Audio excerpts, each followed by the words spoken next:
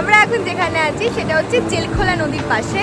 নদীর এই যে সুন্দর নদীর ভিউ, সাথে একটা পাহাড়, একটা না অনেকগুলো পাহাড় আছে পাশে। তো সেটা আমরা এখন উপভোগ করছি, সাথে বৃষ্টি।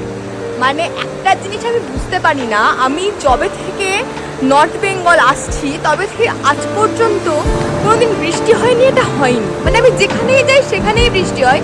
নর্থ বেঙ্গল এলে তো মাস্ট বৃষ্টি হবেই। মানে আমি জানি না বৃষ্টি আমাকে বেশি ভালোবাসে না আমি বৃষ্টিকে বেশি ভালোবাসি।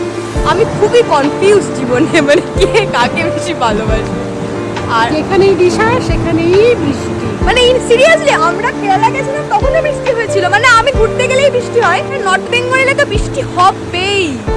তো তোমাদের সাথে এরকম আর কার কার সাথে হয়, মানে নর্থ বেঙ্গল এসেছো আর বৃষ্টিই হয়েছে, প্লিজ কমেন্টে বলো।